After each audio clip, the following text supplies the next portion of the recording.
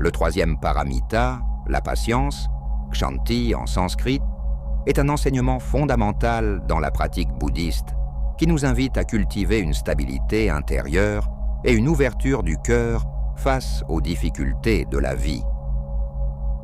Cette pratique est particulièrement importante dans notre monde moderne, où les sources de stress et de conflits sont omniprésentes. La patience, telle qu'elle est enseignée dans le bouddhisme, va bien au-delà de la simple capacité à attendre calmement. Elle implique une transformation profonde de notre façon de percevoir et de réagir aux défis de la vie. Cette qualité nous permet de rester ancrés et ouverts, même lorsque nous sommes confrontés à des personnes difficiles ou à des circonstances déstabilisantes. Dans notre vie quotidienne, nous sommes souvent confrontés à des situations où nous nous sentons blessés ou contrariés par les actions des autres. Notre réaction instinctive est souvent de riposter, de nous mettre en colère ou de nourrir du ressentiment. Ces réactions, bien que naturelles, ne font généralement qu'aggraver la situation et alimenter un cycle de négativité. La pratique de la patience nous invite à adopter une approche radicalement différente. Au lieu de réagir impulsivement, nous apprenons à rester stables comme une montagne, inébranlables face au vent des émotions et des circonstances changeantes. Cette stabilité ne signifie pas que nous devenons insensibles ou passifs. Au contraire, elle nous permet de rester pleinement présents et engagés, tout en maintenant notre équilibre intérieur. Un aspect crucial de cette pratique est de renoncer à la vengeance et au ressentiment profond. Ces émotions, bien que compréhensibles, sont comme des poisons qui contaminent notre propre esprit et notre cœur. En cultivant la patience, nous apprenons à lâcher prise de ces sentiments négatifs, non pas pour le bénéfice de ceux qui nous ont blessés, mais pour notre propre bien-être et notre croissance spirituelle. La patience agit comme un puissant antidote à la colère. Là où la colère nous aveugle et nous pousse à des actions destructrices, la patience nous offre la clarté et la force de répondre aux défis de manière constructive. Elle nous permet de voir au-delà de nos réactions immédiates et d'agir à partir d'un lieu de sagesse. En cultivant la patience, nous développons une résilience intérieure qui nous permet de naviguer dans les eaux tumultueuses de la vie avec grâce et dignité. Nous apprenons à voir les difficultés non pas comme des obstacles, mais comme des opportunités de croissance et d'éveil. Cette transformation intérieure a des répercussions profondes, non seulement sur notre propre vie, mais aussi sur nos relations et sur le monde qui nous entoure. Les Bouddhas sont assis au milieu de flammes féroces, tournant la roue du Dharma. Un anneau de feu entoure le siège de méditation de chaque Bouddha. Les Bouddhas sont assis au centre de la souffrance de tous les êtres, et ils ont développé la capacité d'être ouverts à une souffrance sans limite. Cette capacité est la perfection de la patience. Ces flammes dégagent chaleur et lumière. Elles représentent à la fois la chaleur brûlante de la souffrance et l'opportunité d'illumination spirituelle. Nous aussi, nous sommes assis au centre de toutes les flammes de la souffrance. Les expressions inépuisables de l'impatience sont incluses dans les flammes de la souffrance, dans les façons infinies de se détourner ou de toucher les flammes. En nous détournant, nous gelons, en touchant, nous brûlons. L'impatience prend de nombreuses formes, notamment la colère, la haine, la rage, le mépris, l'agression, le dégoût, la nausée, le rejet, l'aversion, la malveillance et la violence. La troisième pratique héroïque nous offre l'opportunité de développer la capacité des Bouddhas et des Bodhisattvas à être ouverts et à écouter tous les cris du monde. C'est ainsi que nous pratiquons ensemble avec tous les Bouddhas et qu'ils pratiquent ensemble avec nous. La patience implique d'apprendre à être présent et droit, avec toutes nos expériences, sans se détourner ni toucher. C'est notre capacité à accepter les choses telles qu'elles sont réellement, et elle est nécessaire à la sagesse du Bouddha. Développer la capacité de tolérer les vérités relatives nous prépare à tolérer la vérité ultime. Dans notre expérience ordinaire, nous sommes confrontés à toutes sortes de difficultés, de douleurs et d'insultes. Ces défis nous offrent de nombreuses opportunités de pratiquer la patience, moment après moment. C'est l'expérience que nous appelons samsara. C'est le monde du cycle de la naissance et de la mort, qui est souffrance. L'expérience du samsara coexiste avec une autre expérience appelée nirvana, qui est paix et liberté. Dans le nirvana, il n'y a ni naissance ni mort. Dans la pratique mûre et sincère de la patience, au milieu de la naissance et de la mort, nous réalisons que la naissance, la mort et le nirvana ne font qu'un. En tant que bodhisattvas, nous vivons notre vie par des vœux et des actes de compassion dans l'océan des êtres vivants. De cette façon, les bodhisattvas marchent sur le chemin des Bouddhas. Les bodhisattvas apprennent à être patients et présents avec le plaisir qu'ils peuvent ressentir lorsqu'ils semblent habiles ou lorsqu'ils obtiennent quelque chose qu'ils pensent vouloir. Les bodhisattvas apprennent également à être patients et présents avec la douleur qui survient lorsqu'ils sont maladroits ou lorsqu'ils obtiennent quelque chose qu'ils ne pensent pas vouloir. Pour vivre nos vies sur le chemin des Bouddhas, nous devons lâcher prise sur nos peurs de la souffrance personnelle et de ne pas avoir le contrôle de nos vies.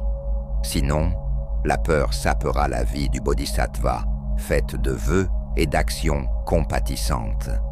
La peur ne nous arrête pas complètement, mais parfois, elle nous arrête temporairement. Nous nous écartons parfois des actes de compassion pour nous engager dans des actes qui ne sont pas généreux, éthiques ou patients, parce que la peur nous distrait de notre vœu d'être compatissant. Il est possible de devenir tellement concentré que nous entrons dans un excellent endroit agréable où il n'y a pas de sensations douloureuses. Les sutras bouddhistes décrivent certains paradis et états d'accomplissement méditatif où il n'y a pas d'inconfort. Il est difficile de s'entraîner à la patience dans ces états de béatitude. Heureusement ou malheureusement, ces états ne durent pas. Si nous ne nous sommes pas entraînés à l'endurance, lorsque nous quittons ces états agréables et que nous ressentons de la douleur ou une insulte, nous pouvons facilement perdre patience. Nous pourrions devenir violents, agressifs, durs ou simplement grincheux. Cultiver la patience envers ceux que nous percevons comme des ennemis est une pratique profonde qui remet en question nos réactions habituelles et approfondit notre croissance spirituelle. Cet aspect de la patience nous demande de répondre avec équanimité et compassion à ceux qui s'opposent à nous ou nous menacent, quelle que soit leur force ou leur position relative. Face à des ennemis plus forts que nous, la tendance naturelle est souvent de ressentir du ressentiment, de la jalousie ou de la peur. Cependant, la pratique de la patience nous invite à reconnaître leurs forces sans laisser celles-ci engendrer des émotions négatives en nous. Au lieu de cela, nous pouvons cultiver un sentiment de respect pour leurs capacités, tout en maintenant notre propre paix intérieure. Cela ne signifie pas que nous devenons passifs ou soumis, mais plutôt que nous répondons à partir d'un lieu de force intérieure et de clarté. Dans nos relations avec des ennemis plus faibles que nous, la patience se manifeste par la retenue et la compassion. Il est facile de tomber dans le piège de l'exploitation ou de la cruauté lorsque nous avons l'avantage, mais la véritable force spirituelle réside dans le fait de traiter tous les êtres avec dignité et bonté, quelle que soit leur position. En résistant à l'envie de dominer ou d'humilier, ce que nous pourrions facilement surpasser nous préservons non seulement notre propre intégrité, mais créons également la possibilité d'une véritable réconciliation et compréhension.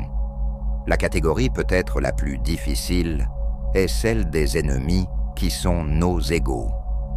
Ici, la tentation est de s'engager dans une compétition sans fin, une surenchère ou des cycles de représailles. La patience dans ce contexte signifie prendre du recul par rapport au besoin égocentrique de prouver notre supériorité. Au lieu de cela, nous pouvons chercher un terrain d'entente, pratiquer l'écoute active et travailler à des solutions mutuellement bénéfiques. Cette approche ne signifie pas compromettre nos valeurs ou ignorer les vrais problèmes, mais plutôt les aborder à partir d'un lieu de sagesse et de compassion. En fin de compte, la patience envers les ennemis consiste à transformer notre propre esprit et notre cœur. C'est une reconnaissance que la véritable source de notre souffrance ne réside pas dans des adversaires extérieurs, mais dans nos propres schémas réactifs et notre attachement à l'ego. En pratiquant la patience, nous créons l'espace pour qu'une véritable compréhension émerge, à la fois de nous-mêmes et de ceux que nous ne voyions auparavant que comme des ennemis. Le voyage spirituel est souvent romancé comme une ascension régulière vers l'éveil, mais la réalité était bien plus complexe et difficile. La patience face aux difficultés rencontrées sur le chemin est essentielle pour maintenir une pratique à long terme et éviter la désillusion. L'un des principaux défis auxquels les pratiquants sont confrontés est l'écart entre les attentes et la réalité. Nous pouvons entrer sur le chemin avec des visions de progrès spirituel rapides, d'idées profondes ou d'expériences transformatrices. Lorsque celles-ci ne se matérialisent pas aussi rapidement ou de manière aussi spectaculaire que nous l'espérions, la déception et la frustration peuvent s'installer. La patience, dans ce contexte, signifie ajuster nos attentes et reconnaître que la véritable croissance spirituelle est souvent lente, subtile et non linéaire. Pour cultiver cette patience, il est crucial de déplacer notre attention des objectifs finaux vers le moment présent et la valeur intrinsèque de la pratique quotidienne. Chaque séance de méditation, chaque acte de bonté, chaque moment de pleine conscience a de la valeur en soi, indépendamment du fait qu'il conduise ou non à des résultats immédiatement perceptibles. En appréciant le processus de la pratique, plutôt que de se fixer sur les résultats, nous pouvons trouver de la joie et du sens dans le voyage lui-même. Un autre aspect de la patience sur le chemin consiste à utiliser les défis que nous rencontrons comme des opportunités pour approfondir notre compassion envers les autres. Lorsque nous luttons avec notre pratique, nous acquérons une expérience directe des difficultés auxquelles tous les êtres sont confrontés dans leur quête de bonheur et de libération de la souffrance. Cette expérience partagée de la lutte peut être une base puissante pour développer une véritable empathie et compassion. Maintenir la cohérence dans la pratique, même lorsque les résultats ne sont pas apparents, est une expression clé de la patience sur le chemin. Cette constance face au doute, à l'ennui ou au découragement est en soi une pratique profonde qui construit la force intérieure et la résilience. C'est grâce à cette persévérance patiente que nous créons les conditions pour qu'une véritable transformation se produise, souvent de manière que nous n'aurions pas pu anticiper. En fin de compte, la patience face aux difficultés sur le chemin est une question de confiance. Confiance dans les enseignements, confiance dans notre propre potentiel inné d'éveil et confiance dans le pouvoir transformateur d'une pratique constante. C'est une reconnaissance que le chemin vers l'éveil ne concerne pas la gratification instantanée, mais un changement profond et durable qui se déploie en son temps. La vie dans le domaine du samsara est caractérisée par un changement et une fluctuation constante. Cultiver la patience face à ces inévitables hauts et bas est essentiel pour maintenir l'équanimité et poursuivre notre pratique spirituelle au milieu du tumulte de l'existence quotidienne. À sa base, cet aspect de la patience est ancré dans une compréhension et une acceptation profonde de l'impermanence. Les expériences positives et négatives sont temporaires, surgissant et disparaissant selon les causes et les conditions. En intériorisant cette vérité, nous pouvons apprendre à surfer sur les vagues de l'expérience sans être excessivement exaltés par les succès ou écrasés par les revers. Développer l'équanimité est une pratique clé dans la culture de cette forme de patience. Cela ne signifie pas devenir indifférent ou détaché de nos expériences, mais plutôt développer un esprit qui n'est pas excessivement influencé par les circonstances extérieures. Nous apprenons à maintenir un centre stable au milieu des tempêtes de la vie, sans nous accrocher aux expériences agréables ni repousser les désagréables. Un changement crucial de perspective se produit lorsque nous commençons à voir les difficultés non pas comme des obstacles à éviter, mais comme des opportunités de croissance et de purification karmique. Chaque défi devient une chance de mettre notre pratique à l'épreuve, de développer notre résilience et d'approfondir notre compréhension de la nature de la réalité. De cette façon, même les circonstances les plus éprouvantes peuvent être intégrées dans le chemin de l'éveil. Maintenir une perspective plus large est essentiel lorsqu'on pratique la patience face aux hauts et bas de la vie. Il est facile de se laisser prendre dans le drame du moment et de perdre de vue nos objectifs et aspirations spirituelles plus larges. Une réflexion régulière sur le contexte plus large de notre pratique peut nous aider à naviguer dans les luttes quotidiennes avec plus de facilité et de sens. Cette forme de patience implique également de reconnaître que nos expériences, tant sur le coussin de méditation qu'en dehors, sont des manifestations de notre propre karma et de notre esprit. En voyant la continuité entre la pratique formelle et la vie quotidienne, nous pouvons aborder toutes les expériences avec le même sens de curiosité, d'ouverture et de non-réactivité que nous cultivons dans la méditation. En fin de compte, la patience face aux hauts et bas de la vie consiste à évoluer dans le monde avec dignité spirituelle et courage de cœur. C'est une reconnaissance que la vraie liberté ne vient pas du contrôle de nos circonstances extérieures, mais de la transformation de notre relation avec tout ce qui surgit. Grâce à cet engagement patient et courageux avec la vie dans toute sa complexité, nous cultivons progressivement la sagesse et la compassion qui sont les marques d'une véritable maturité spirituelle.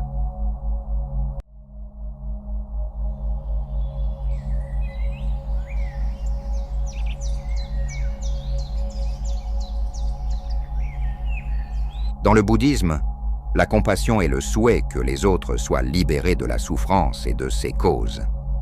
Elle se fonde sur l'appréciation des sentiments d'autrui, particulièrement lorsque nous avons traversé la même épreuve.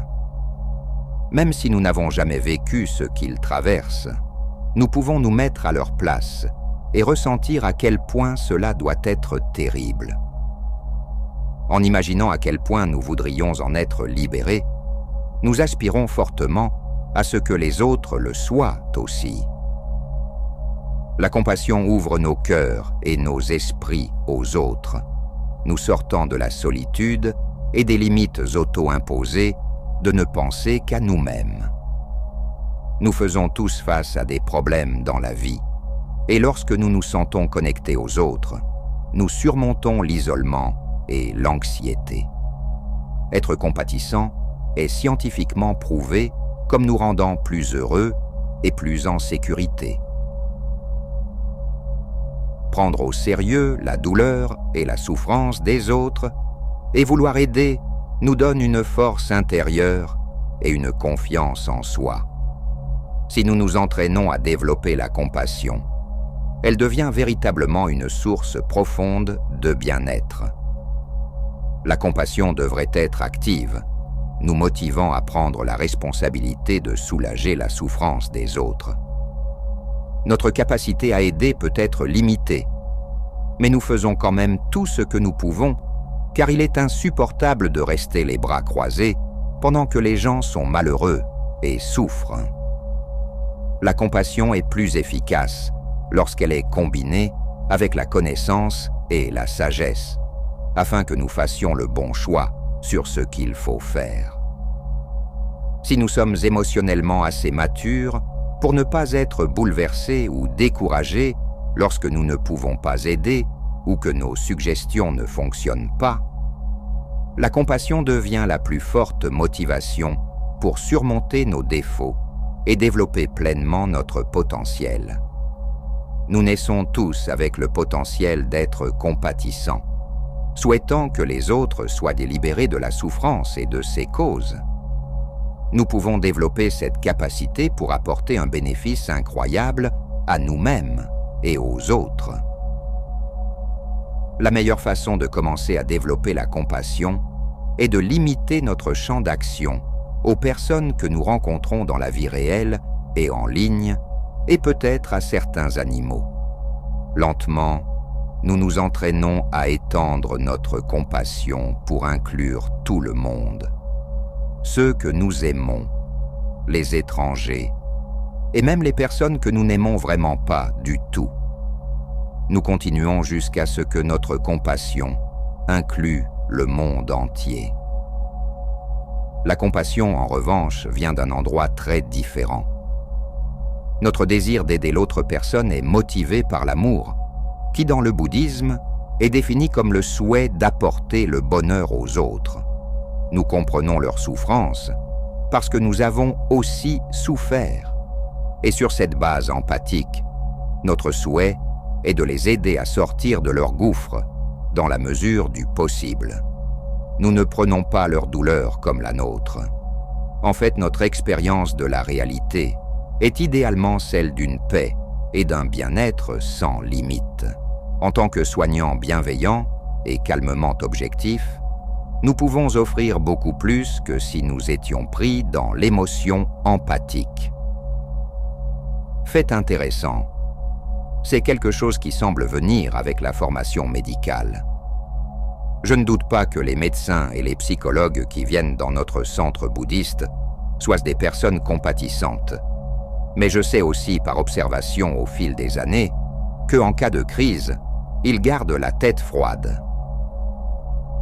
La capacité de quelqu'un à s'émouvoir est très différente de sa capacité à agir avec compassion.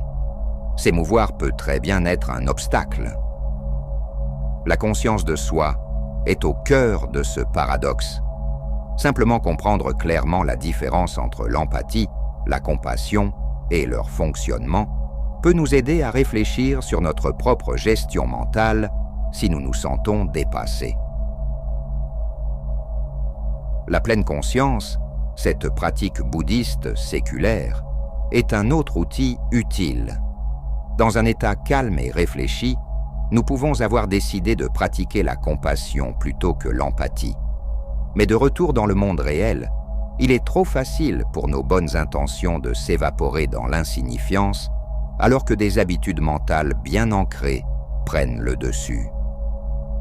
En cultivant la pleine conscience de nos propres pensées, que je considère parfois comme le lama dans mon esprit, nous avons plus de chances de nous rattraper avant d'avoir passé trop de temps dans un état d'empathie non contrôlé et de passer plutôt à un état de compassion.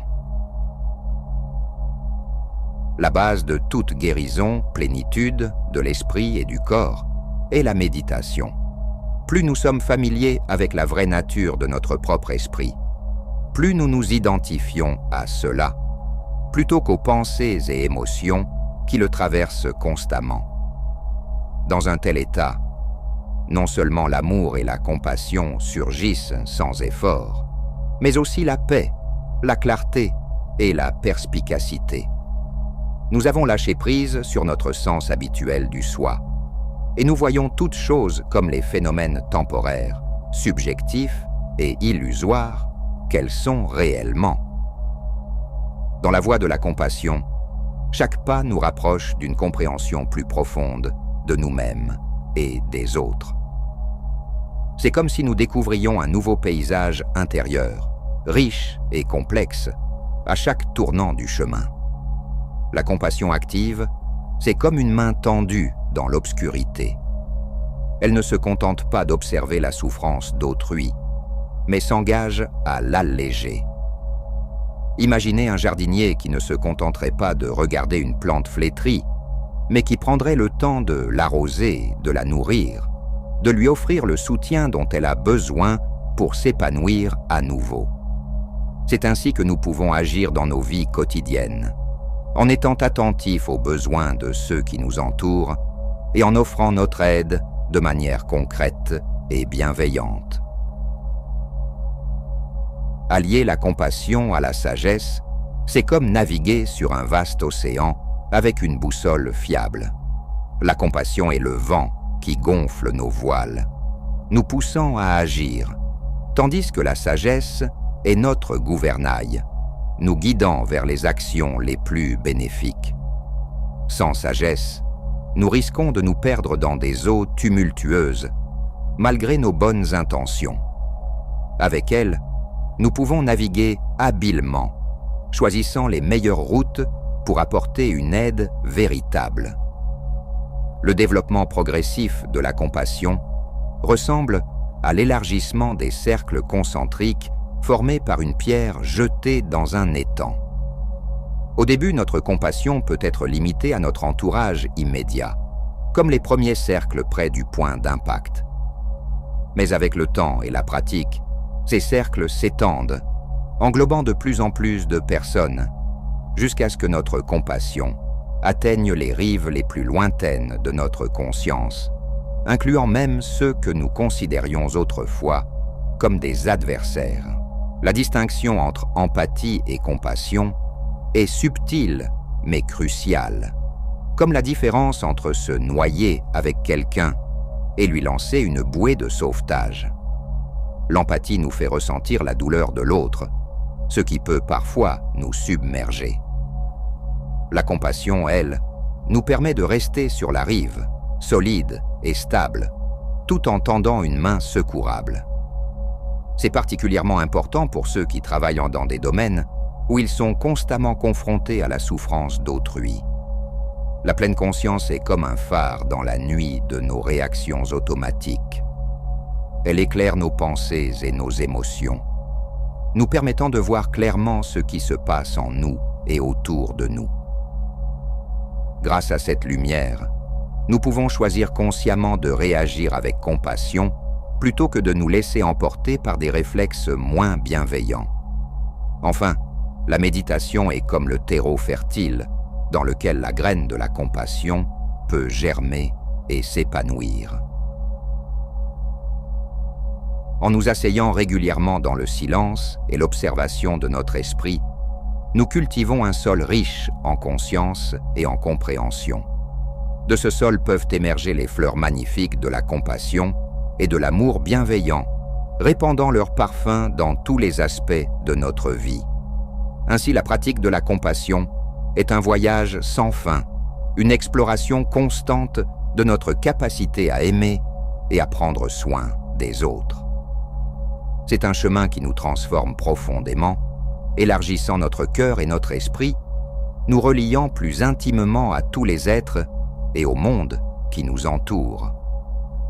Chaque acte de compassion, aussi petit soit-il, est comme une goutte d'eau pure dans l'océan de l'existence, contribuant à sa purification et à son harmonie. Le Bouddha historique, Siddhartha Gautama, a souligné que la compassion était une pierre angulaire de l'éveil. Il enseignait que la véritable sagesse est inséparable de la compassion et que la cultiver est essentielle pour briser le cycle de la souffrance et atteindre la libération. C'est comme si la sagesse et la compassion étaient les deux ailes d'un oiseau, toutes deux nécessaires pour s'élever vers l'illumination.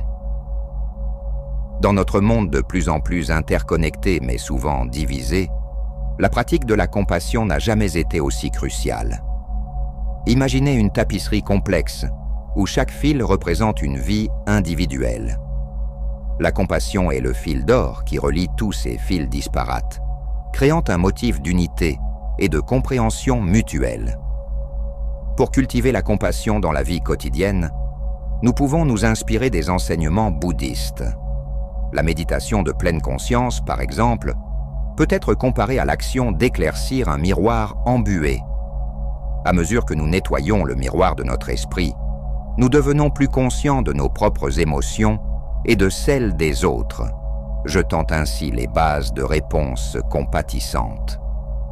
La méditation de l'amour bienveillant, quant à elle, est comme planter une graine de compassion dans le jardin de notre cœur. En arrosant régulièrement cette graine avec des pensées de bienveillance envers nous-mêmes et les autres, nous la voyons grandir et s'épanouir, étendant progressivement ses branches pour embrasser un cercle toujours plus large d'êtres. L'écoute active est un autre aspect crucial de la pratique de la compassion. Imaginez-vous comme une coupe vide, prête à recevoir les paroles et les émotions de l'autre, sans jugement ni interruption. Cette forme d'écoute est un acte puissant de compassion qui peut approfondir notre compréhension et notre connexion avec les autres. Bien que les bienfaits de la compassion soient évidents, sa pratique n'est pas toujours aisée. Parfois, nous pouvons nous sentir submergés par la souffrance des autres, comme un nageur luttant contre un courant puissant. Les enseignements bouddhistes soulignent l'importance de l'équilibre et du soin de soi pour maintenir une action compatissante durable. C'est comme recharger régulièrement une batterie pour qu'elle puisse continuer à alimenter une lampe qui éclaire le chemin des autres. Dans certains contextes, la compassion peut être confondue avec de la faiblesse. Pourtant, la véritable compassion exige souvent un grand courage et une grande force. C'est comme un arbre qui plie sous le vent mais ne rompt pas, offrant abri et soutien même dans les tempêtes les plus violentes. Les enseignants qui vont au-delà de leurs devoirs pour soutenir leurs élèves, en particulier ceux qui font face à des défis, incarnent la compassion dans leur travail quotidien. Ils sont comme des phares, guidant leurs élèves à travers les eaux parfois tumultueuses de l'apprentissage et de la croissance personnelle. Même dans notre vie quotidienne, nous pouvons trouver des expressions de compassion. Aider un étranger à porter ses courses, écouter un ami dans le besoin ou choisir des produits éthiques sont autant de petites gouttes de compassion qui, ensemble, forment un océan de bienveillance. En embrassant la compassion, nous ne soulageons pas seulement la souffrance des autres, mais nous trouvons également une plus grande paix, un sens et un accomplissement dans nos propres vies. C'est comme allumer une bougie. En éclairant le chemin pour les autres, nous illuminons également le nôtre. Alors que nous avançons dans nos voyages individuels et collectifs, rappelons-nous que chaque acte de compassion, aussi petit soit-il, se propage comme une onde, créant un monde plus empathique et interconnecté. De cette manière, nous pouvons tous contribuer à réaliser la vision bouddhiste d'un monde libéré de la souffrance, une action compatissante à la fois. Le chemin de la compassion n'est pas toujours facile, mais il est profondément gratifiant. Face aux défis complexes de notre époque, des luttes personnelles aux crises mondiales, la pratique de la compassion offre un phare d'espoir et un guide pratique pour l'action. Selon les mots attribués au Bouddha, si vous allumez une lampe pour quelqu'un d'autre, elle éclairera aussi votre chemin. En embrassant la compassion, nous ne soulageons pas seulement la souffrance des autres, mais nous trouvons également une plus grande paix, un sens et un accomplissement dans nos propres vies. Alors que nous avançons dans nos parcours individuels et collectifs, rappelons-nous que chaque acte de compassion, aussi petit soit-il, se propage comme une onde, créant un monde plus empathique et interconnecté. De cette façon, nous pouvons tous contribuer à réaliser la vision bouddhiste d'un monde libéré de la souffrance, une action compatissante à la fois.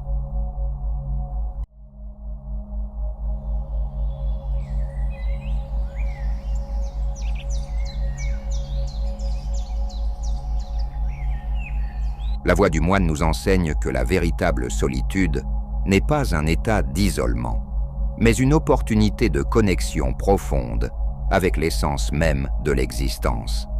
Elle nous invite à voir au-delà des apparences, à écouter le silence entre les mots et à trouver la plénitude dans le vide apparent.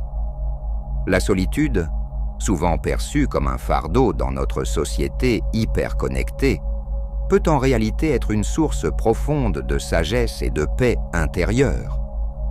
Les moines taoïstes, depuis des millénaires, ont embrassé cette solitude non pas comme une absence, mais comme une présence.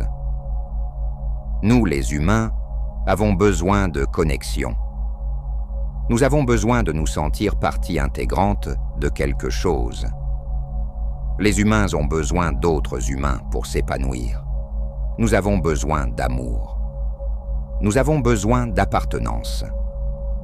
La première étape est de réaliser que désirer des relations ne nous rend pas nécessiteux ou pathétiques. Cela nous rend humains. La solitude offre un espace précieux pour cultiver le jardin intérieur de l'être. Loin de l'agitation du monde extérieur, il devient possible de nourrir les graines de la sagesse, de la compassion et de la compréhension. Chaque respiration consciente, chaque moment de méditation devient comme une goutte d'eau nourrissant les racines de l'être. Avec le temps et la patience, ce jardin intérieur s'épanouit, révélant une richesse insoupçonnée au cœur même de la solitude. Il est important de comprendre que solitude et connexion ne sont pas des opposés, mais des aspects complémentaires de l'existence, à l'instar du yin et du yang. Dans les profondeurs de la solitude, on peut paradoxalement ressentir la connexion la plus intense avec l'univers tout entier. C'est dans le silence que l'on peut entendre la mélodie subtile de l'existence, dans l'immobilité que l'on peut sentir le mouvement de la vie qui pulse en soi et autour de soi. L'établissement de relations significatives commence par une introspection honnête. Il est essentiel d'observer sa situation actuelle et d'identifier ses valeurs fondamentales. Bien que l'idée d'apprendre à s'aimer avant d'aimer les autres soit souvent considérée comme un cliché, elle contient une vérité profonde. Pour attirer et maintenir des relations épanouissantes, il faut d'abord cultiver une satisfaction intérieure.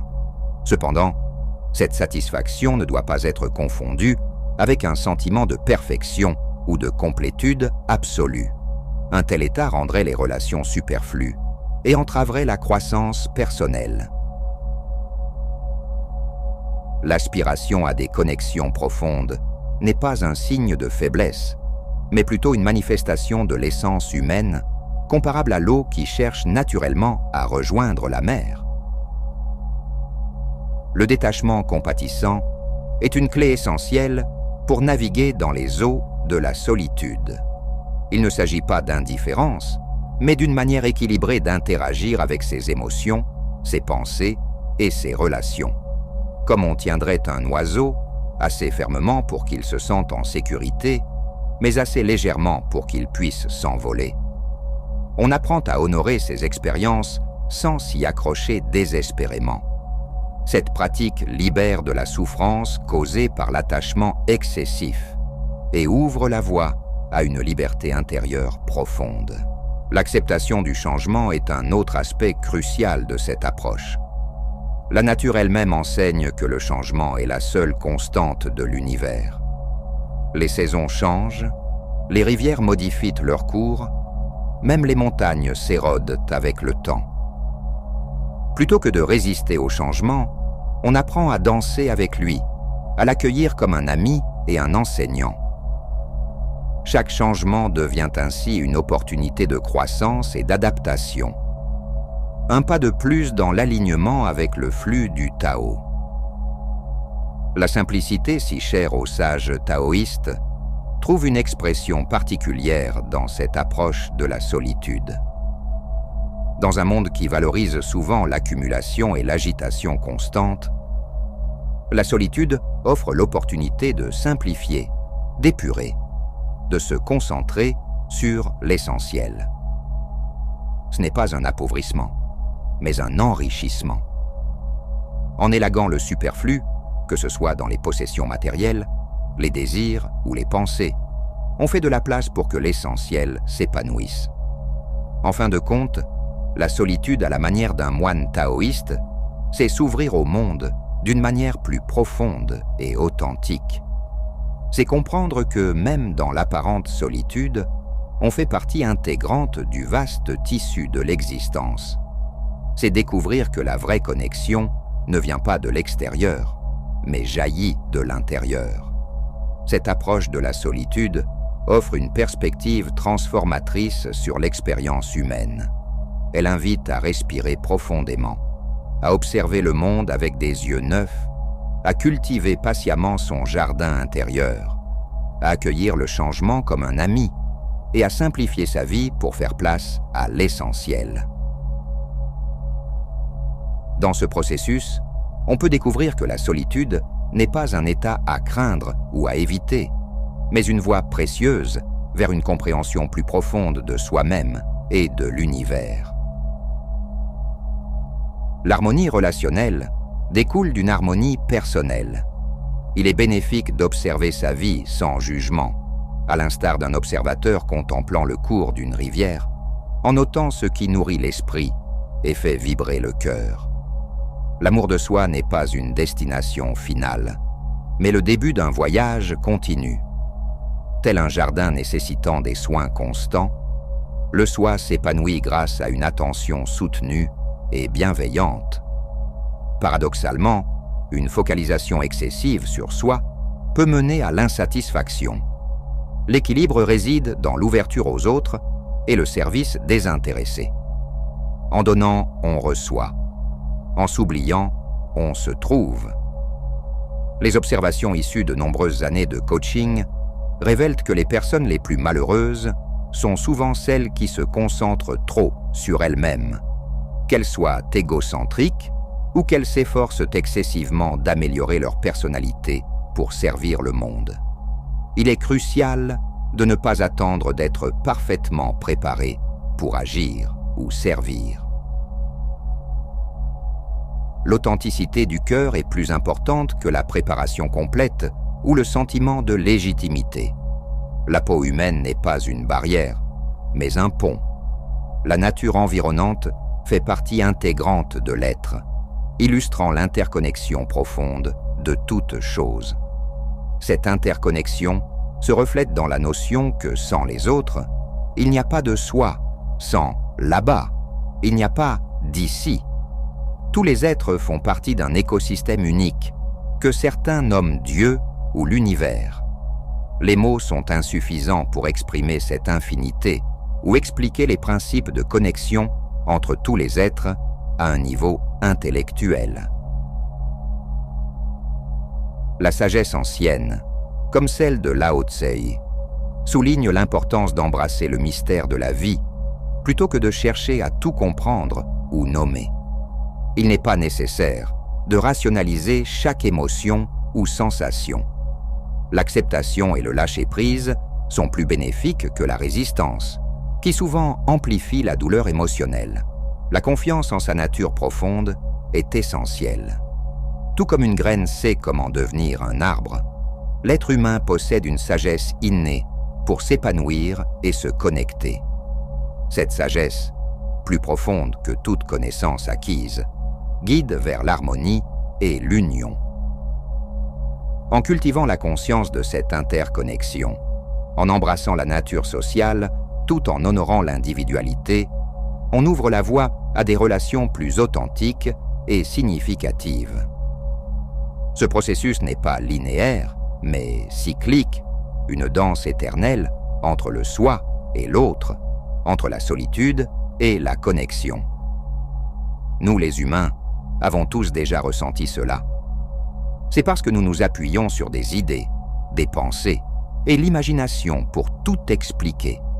Quand quelqu'un se sent déprimé parce qu'il désire une relation, ce n'est ni avec son soi, ni avec les autres. C'est avec le tout. Nous ne sommes pas destinés à être déconnectés comme nous le pensons. Un arbre ne peut pas pousser sans sol, sans lumière, sans eau. Il ne peut pas se reproduire sans le vent et les abeilles. Il en va de même pour nous. Nous ne pouvons pas être complets si nous continuons à résister à faire partie du tout. Vous êtes unique et vous êtes indépendant, farouchement même. Mais vous êtes aussi interdépendant, comme une vague l'est avec le rivage et une montagne avec le ciel. Votre unicité et votre individualité proviennent de l'expression de qui vous êtes, de ce que vous êtes. Nous sommes tous des expressions uniques de la même chose. Un sage ne s'efforcerait pas, mais contemplerait ce que la solitude signifie vraiment pour lui. Et au sein de ce sentiment, ce qui cause la douleur. Puis sur quelle valeur ou métrique il mesure son succès ou son échec. Réexaminez vos valeurs. Sont-elles superficielles? Sont-elles réalistes? Pourquoi? Regardez les petits pas qui vous rendront moins seul sur le voyage de 1000 miles.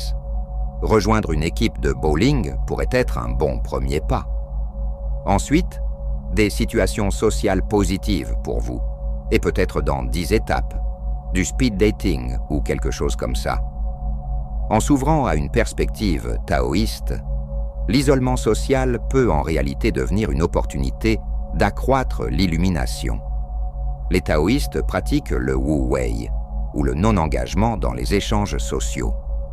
Cela peut nécessiter une période de retraite pour comprendre nos dynamiques internes et le drame que nous pouvons faire de la vie.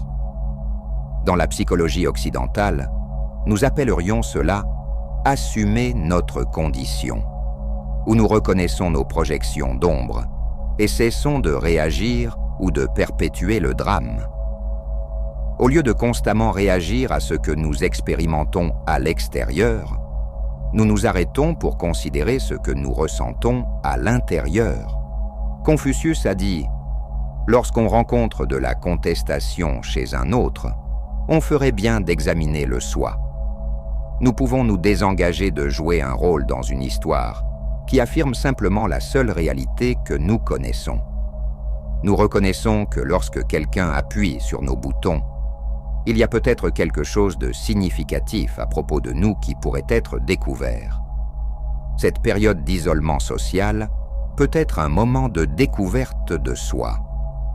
Normalement, nous sommes esclaves des réponses que nous ressentons dans nos interactions sociales. Mais soudainement, nous sommes mis en pause. Cela pourrait être une opportunité de redémarrer nos réponses avant de retourner à nos rituels quotidiens, ce qui viendra en temps voulu. Dans le jardin de l'existence, la solitude est souvent perçue comme une fleur épineuse que l'on évite de toucher. Pourtant, cette perception n'est qu'un voile de brume sur le paysage de notre esprit. L'être humain, tel un arbre cherchant la lumière, tend naturellement vers la compagnie d'autrui. Cependant, il est sage de contempler l'idée que la douleur associée à la solitude n'est peut-être qu'une ombre projetée par nos propres pensées. L'état d'être seul, que l'on pourrait nommer l'unicité, est semblable à un lac calme et profond. Les êtres humains, bien que naturellement grégaires comme des oiseaux en vol, diffèrent dans leurs besoins d'interaction.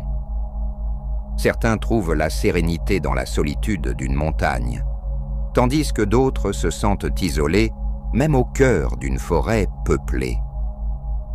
Cette diversité suggère que la solitude réside souvent dans notre perception, tel un miroir reflétant nos pensées intérieures. Il est bénéfique de méditer sur la nature de l'isolement. Dans les temps anciens, l'appartenance à un groupe était aussi vitale que l'eau pour une plante. Aujourd'hui, les sociétés modernes ont évolué au-delà de cette nécessité, offrant la liberté de choisir sa propre voie, comme un oiseau qui choisit sa branche. Cette évolution, bien qu'apportant parfois l'isolement social, peut être vue comme une terre fertile pour la croissance intérieure. Le sage taoïste Liezi enseignait que la capacité à être indépendant est supérieure à la dépendance mutuelle par nécessité. Tout comme le bambou qui se plie mais ne rompt pas face au vent, les êtres humains peuvent aussi trouver une force plus profonde dans l'acceptation de leur unicité. La capacité à être seul peut être perçue comme un trésor caché, une opportunité rare de plonger dans les profondeurs de son être. Cette perspective invite à savourer les moments de solitude comme on savourerait un thé précieux, plutôt que de les fuir comme une tempête menaçante. Le maître Zen Dogen distinguait la solitude de l'unicité, décrivant cette dernière comme un état d'harmonie où le besoin de l'autre se dissout comme le sel dans l'eau. L'unicité est neutre, telle une feuille blanche, ni bonne ni mauvaise, simplement un état d'être. La solitude, en revanche, porte le poids de la souffrance comme un sac de pierre. En transformant notre perception, la solitude peut devenir aussi nourrissante qu'une source d'eau pure. La sagesse ancienne enseigne que chercher à combler le vide intérieur par des relations extérieures est comme tenter de remplir un panier percé avec de l'eau. La véritable paix réside dans la cultivation du jardin intérieur, indépendamment des saisons extérieures. En embrassant l'unicité, on atteint un état de complétude semblable à un cercle parfait qui ne dépend pas des autres pour être entier. Paradoxalement, c'est en trouvant l'équilibre sur sa propre branche que l'on attire naturellement d'autres oiseaux, créant une harmonie libre de besoins et de dépendance.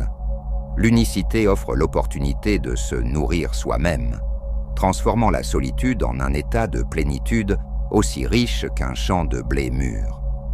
Ainsi, le sage voit dans la solitude non pas un désert aride, mais un chemin vers l'oasis intérieure. En embrassant l'unicité, on découvre que l'on n'est jamais vraiment seul, mais toujours en communion avec le grand tout, comme une goutte d'eau est toujours part de l'océan. La solitude du moine n'est pas une fin en soi, mais un moyen de se reconnecter avec notre nature essentielle et avec l'univers dans son ensemble. Elle nous rappelle que, même dans les moments où nous semblons les plus seuls, nous faisons partie intégrante du grand tissu de l'existence. En fin de compte, être seul comme un moine n'est pas un état à atteindre, mais un chemin à parcourir. Un chemin qui nous mène vers une compréhension plus profonde de nous-mêmes, des autres et du monde qui nous entoure. C'est une invitation à découvrir la richesse infinie qui réside en chacun de nous et à vivre une vie empreinte de présence, de sagesse et de compassion. Chers amis, je vous remercie d'avoir cheminé avec moi le temps de cette vidéo. Que ce contenu puisse vous être utile sur votre propre voie, quelle qu'elle soit. Rappelez-vous, la sagesse n'est pas dans les mots, mais dans l'expérience. Alors allez, vivez, explorez. Nous nous retrouverons bientôt pour une nouvelle réflexion. D'ici là, restez curieux et bienveillants. À bientôt.